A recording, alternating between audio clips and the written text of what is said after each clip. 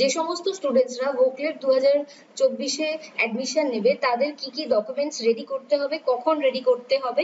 So hello and welcome everyone two online study with Priyanka. তো সবার প্রথমে এটা তোমরা দেখতে পাচ্ছ 2023-24 অর্থাৎ আগের বছরের অ্যালটমেন্ট লেটার। তো যে সমস্ত স্টুডেন্টসরা এবারে অ্যাডমিশন নেবে তাদের যখন কলেজ অ্যালট করা হবে, অর্থাৎ কোন কলেজ এবং কোন ডিপার্টমেন্টে তোমাকে ভর্তি হওয়ার সুযোগ দেওয়া হলো সেটা তোমাদেরকে যখন ফাইনালি দেওয়া হবে, সেটার জন্য সেটা পাওয়ার পরে তোমরা এরকম একটা অ্যালটমেন্ট লেটার পাবে এবং সেখানেই সমস্ত কিছু মেনশন করা থাকবে যে তোমাদের কি কি নিয়ে যেতে হবে। তো কোন কোন ডকুমেন্টস গুলো তোমরা এখন থেকে রেডি করে রাখবে এবং কখন লাগবে এই ডকুমেন্টস গুলো। তো তোমরা যখন কলেজে অ্যাডমিশন নিতে যাবে, অর্থাৎ এই যে অ্যালটমেন্ট পেলে এবং তোমার সেই কলেজটা পছন্দ হচ্ছে, সেই কলেজে তুমি অ্যাডমিশন নিতে ইচ্ছুক, তো সেই কলেজটা যখন তুমি ফাইনাল করছো, আগের ইয়ারে কিন্তু 500 টাকা পেমেন্ট করতে হয়েছিল এই অ্যালটমেন্ট লেটার করার জন্য, ডাউনলোড করার জন্য, তুমি যদি সিটটাকে ফাইনাল করতে চাও। তো এবারে কত টাকা পেমেন্ট করতে হবে সেটা পরবর্তীকালে যখন তোমাদের অ্যালটমেন্ট লেটার আসবে তোমরা জানতে পারবে। কি কি লাগবে ডকুমেন্ট, সবার প্রথমে হচ্ছে 1 নম্বর যে ডকুমেন্টটা তোমাদের অ্যাডমিট কার্ড। তো যেহেতু তোমাদের এবার পরীক্ষা হয়নি তো সেই জন্য তোমাদের অ্যাডমিট কার্ডটা লাগবে না। এরপর হচ্ছে র্যাঙ্ক কার্ড। আশা করছি তোমরা সকলেই র্যাঙ্ক কার্ডটা ডাউনলোড করে নিয়ে, এই র্যাঙ্ক কার্ডটা কিন্তু তোমাদের সকলকে নিয়ে যেতে হবে, জেরক্স করে নিয়ে যাবে দুটো, তার সাথে তোমরা এক্সট্রা করে 2-3টে জেরক্স রেখো সাথে করে। এবং একটা জিনিস মাথায় রাখবে, প্রত্যেকটা ডকুমেন্টের কিন্তু আসলটাকেও নিয়ে যাবে এবং দুটো করে জেরক্স কপি নিয়ে যাবে। আসলটা দেখে ওনারা ভেরিফাই করবেন এবং জেরক্স কপিগুলো কিন্তু ওনারা জমা নিয়ে নেবেন। আর একটা কথা তোমাদেরকে মাথায় রাখতে হবে যে কলেজে তোমরা যখন অ্যাডমিশন নিতে যাচ্ছ মোটামুটি 1000 টাকার মতো সাথে করে নিয়ে যাবে, সেটা হচ্ছে কলেজের অ্যাডমিশন ফিস। সো আগের ইয়ারে কিন্তু অনলাইন পেমেন্ট করতে হয়েছিল, মানে ধরে নাও 1000 টাকার মধ্যেই হয়ে যাবে। কিছু কিছু কলেজে আছে 800 সামথিং, কিছু কিছু কলেজে আছে 900 সামথিং। সো সরকারি কলেজের কথা তোমাদেরকে বলছি।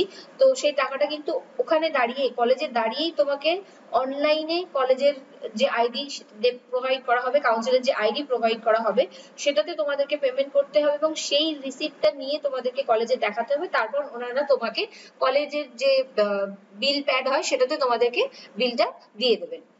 সো র্যাঙ্ক কার্ড নিয়ে যেতে হবে। এরপর হচ্ছে তোমাদের অ্যালটমেন্ট লেটার, অর্থাৎ যখন ফাইনাল এই যে এরকম দেখছো এরকম একটা অ্যালটমেন্ট লেটার পাবে, এটাকে নিয়ে যেতে হবে।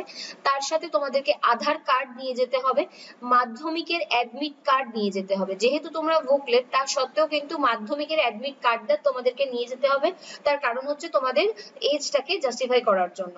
ওকে, এরপর হচ্ছে তোমাদের মাধ্যমিকের কিন্তু মার্কশিট লাগছে না, যেহেতু তোমরা ভোকলেট তো সেই জন্য তোমরা উচ্চ মাধ্যমিকের মার্কশিট নিয়ে যাবে এবং যারা আইটিআই থেকে অ্যাডমিশন নিচ্ছ তারা আইটিআই এর মার্কশিটটাকে নিয়ে যাবে। এরপর নেক্সট হচ্ছে তোমাদের কাস্ট সার্টিফিকেট, যার যা কাস্ট সার্টিফিকেট আছে, SC ST OBC A OBC B যার যেটা আছে সেই কাস্ট সার্টিফিকেট নিয়ে যাবে। তার সাথে ফিজিক্যালি চ্যালেঞ্জ যে সমস্ত স্টুডেন্টসরা আছো তারা সেটাকে নিয়ে যাবে। টিএফডব্লিউ তোমাদের লাগবে না, তার কারণ ভোকলেটের কিন্তু টিএফডব্লিউ কোটা থাকে না। এরপর হচ্ছে ল্যান্ড লুজার কোটা বা এক্স সার্ভিসম্যান যারা আছো সেক্ষেত্রে তাদের সেটা লাগবে। নেক্সট তোমাদের লাগছে anti ragging affidavit. Anti ragging এফিডেভিটটা তোমাদের এখন করানোর দরকার নেই, তার কারণ হচ্ছে যতক্ষণ পর্যন্ত না তোমরা অ্যালটমেন্ট লেটার পাচ্ছ সেখানে তোমার কলেজের নাম উল্লেখ করা থাকছে ততক্ষণ পর্যন্ত তুমি কিন্তু অ্যান্টি র্যাগিং এফিডেভিটটা বানাতে পারবে না। আগের ইয়ারে নোটারাইজেশন অর্থাৎ কোর্ট থেকে যে স্ট্যাম্প পেপারের যে অ্যান্টি র্যাগিং বানাতে হতো 500 টাকা বা 600 টাকা যাই হোক, যে পেমেন্টটা করে অ্যান্টি র্যাগিং বানাতে হতো, সেটা লাস্ট ইয়ারে কিন্তু লাগেনি।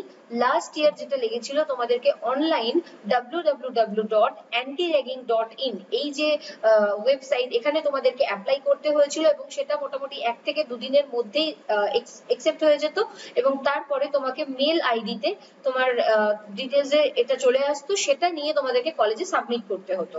ওকে, যারা যারা এখনো দেখোনি ভিডিওটা যে অনলাইনে অ্যান্টি র্যাগিং কিভাবে আবেদন করতে হয়, তাদের জন্য কমেন্ট সেকশনে পিন করে দেবো, সেখান থেকে তোমরা এখন থেকে একবার জাস্ট প্রসেসটা দেখে রাখতে পারো। তার কারণ হচ্ছে তোমরা যখন অ্যালটমেন্ট লেটারটা পাবে তখন তোমাদের কাছে খুব কম সময় থাকবে জিনিসটাকে করার জন্য।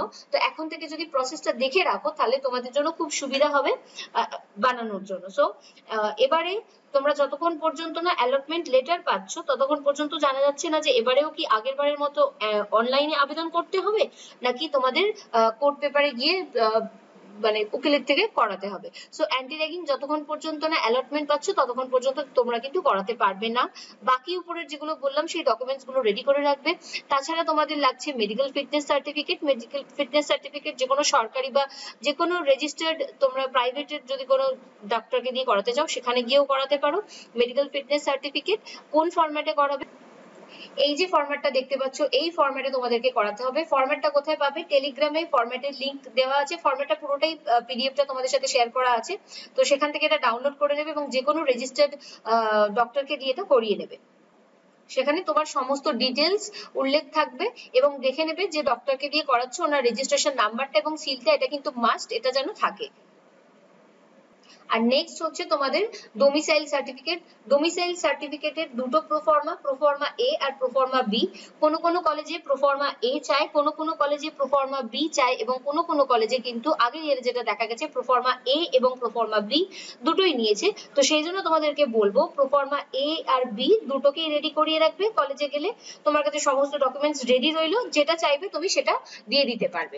সো এবার হচ্ছে যে তোমাদের অনেকেরই কোয়েশ্চেন যে অনলাইন তোমরা আবেদন করেছো, অফলাইন না করলে হবে কিনা বা এটা।